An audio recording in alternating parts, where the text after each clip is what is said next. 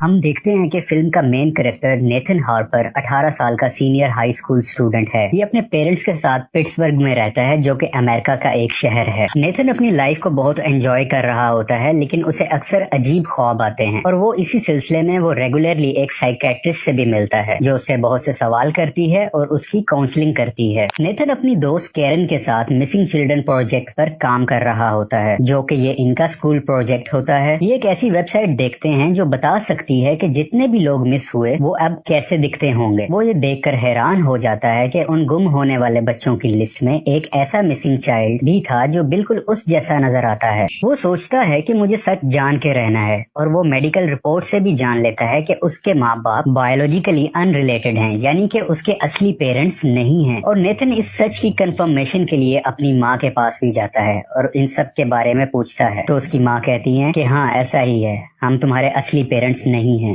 अभी मजीद डिटेल्स नहीं पता चलती और दरवाजे पर नॉक होता है और यहाँ हम दो लोगों को देखते हैं जो खुद को डिपार्टमेंट ऑफ जस्टिस से होने का बताते हैं। नेथन की मदर को उन पर शक होता है और वो उनको अंदर दाखिल नहीं होने देती, पर वो जबरदस्ती अंदर आ जाते हैं। नेथन की मदर उन दोनों लोगों से लड़ने लग जाती हैं। नेथन के फादर भी आ जाते हैं और नेथन को यहाँ से भाग जाने का कहते हैं। नेथन भाग जाता है, पर उसकी मदर और फादर दोनों को मार दिया जाता है। इसी घर पर नेथन की दोस्त कैरन भी मौजूद थी, जिसको वो लोग पकड़ लेते हैं। अब नेथन के पेरेंट्स तो इस दुनिया में नहीं रहे, पर अपनी दोस्त को छुड़वाने के लिए वो वापस आता है। नेथन उसको आजाद करवा लेता है और वो कोशिश भी करता है ये जानने की कि ये आदमी कौन है, पर देख नहीं पाता क्योंकि उस जगह पर बम लगा होता है और बम के फटने से पहले उसको फौरन बाहर जाना था, इसलिए वो क्लियरली नहीं देख पाता कि वो लोग कौन थे जो इसके घर आए थे।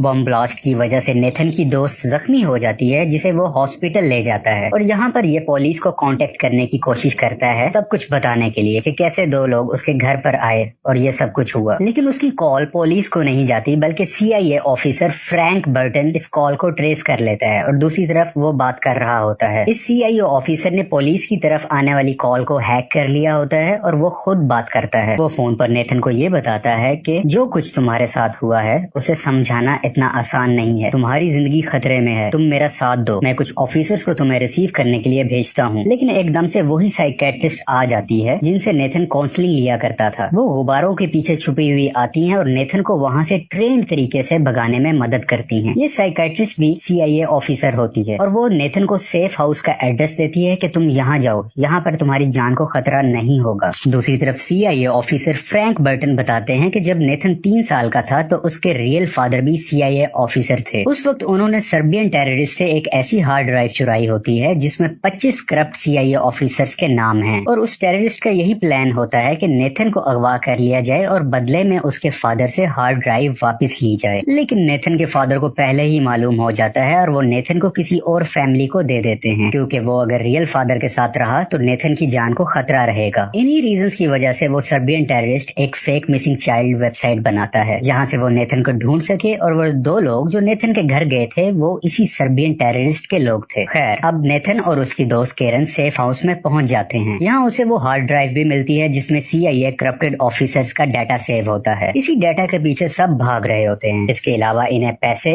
गन और एक सेल फोन भी मिलता है। कैरन परेशानी की हालत में होती है और अपने घर कॉल करती है, लेकिन इसकी कॉल CIA और सर्बियन टेररिस्ट दोनों ट्रैक कर लेते हैं और इनकी मुकम्मल बातें भी सुन रहे होते हैं, जिसकी वजह से इन्हें यहाँ से भागना पड़ता है। ये अब यहाँ से दूर भाग रहे होते हैं, पर इन दोनों को मालूम नहीं होता कि सर्बियन टेररिस्ट का राइट हैंड शख्स इनका पीछा कर रहा है। ये राइट हैंड शख्स नेथन की दोस्त को अगवा कर लेता है और उसके मुंह को टेप लगाकर बंद कर देता है। मुश्किल से कैरन खुद की टेप उतारकर फ्री हो जाती है और नेथन इससे लड़ता है और आखिरकार इस शख्स को खिड़की से बाहर फेंक देता है। अब CIA officer Frank Burton Nathan से मिलते हैं और बताते हैं कि तुम्हारे फादर ने जो डाटा चोरी किया था, जो कि अब तुम्हारे पास है, उसमें शायद उसका नाम भी हो सकता है। तुम मेरे साथ कोऑपरेट करो, मैं तुम्हें कुछ नहीं होने दूंगा। अभी बात हो ही रही होती है कि सर्बियन टेररिस्ट और उसके साथी नेथन और CIA ऑफिसर पर स्नाइपर से गोलियां चलाना शुरू कर देते हैं, क्योंकि ये डाटा वो किसी सूरत में लीक होने नहीं दे सकता, बिकॉज उसमें उसके राज छुपे होते हैं कि कौन कौन उसके साथ मिला हुआ है और ऐसे लोग अपने बुरे कामों को छुपाने के लिए किसी भी हद तक चले जाया करते हैं। यहाँ से नेथन और उसकी दोस्त कार में बैठकर भाग जाते हैं। कुछ देर में कॉल आती है इन्हें और सर्बियन टेररिस्ट धमकी देता है कि डाटा मुझे दे दो, वरना मैं तुम्हारी दोस्त के पेरेंट्स को मार दूंगा। अब क्योंकि यहाँ जिंदगी का सवाल है तो नेथन आखिरकार एग्री हो जाता है और उसको डाटा हार्ड ड्राइव देने के लिए बेसबॉल स्टेडियम में बुलाता है। नेथन अपने किसी पुराने दोस्त की मदद से एक पिस्टल हासिल कर लेता है और सर्बियन टेररिस्ट से मिलने के लिए बेसबॉल स्टेडियम में पहुंच जाता है। नेथन का प्लान होता है कि वो उसे वहां मार देगा। जब सर्बियन टेररिस्ट पहुंचता है तो वो उसे बताता है कि किस तरह मैंने तुम्हारी मदर को मारा। तुम्हारी मदर ने मुझे तुम्हारे फादर की लोकेशन देने से इनकार कर दिया था, तो मेरे पास कोई ऑप्शन नहीं थी और मुझे मारना पड़ा। और उस वक्त नेथन तुम सिर्फ 3 साल के थे और तुम वहाँ पे मौजूद भी थे। बातों में लगाकर सर्बियन उसकी पिस्टल ले लेता है और उस पिस्टल का एम कर लेता है, पर किसी तरह नेथन वहाँ से भाग जाता है और सर्बियन टेररिस्ट भी उसका पीछा कर रहा होता है। इसी बेसबॉल स्टेडियम में CIA ऑपरेटिव्स भी होते हैं जो इन दोनों पर नजर रखे हुए होते हैं और वो भी इनका पीछा करने लगते हैं। यहाँ पर नेथन को पहली बार उसके फादर की कॉल आती है। वो उसे बताते हैं कि मुझ पर भरोसा रखो, मैंने दूर रहते हुए भी हमेशा तुम्हारा ख्याल रखा और अभी भी तुम्हारे करीब ही हूँ, तुम बस किसी तरह पार्किंग एरिया में आ जाओ। नेथन ऐसा ही करता है और भागते हुए पार्किंग एरिया में आ जाता है। यहाँ पर नेथन के फादर स्नाइपर से सर्बियन टेररिस्ट को गोली मार देते हैं और वो वहीं मर जाता है। इतनी ही देर में CIA ऑफिसर फ्रैंक बर्टन और उसकी टीम पार्किंग एरिया में आ जाती है और वो उसे कहता है कि डाटा हार्ड ड्राइव मुझे दे दो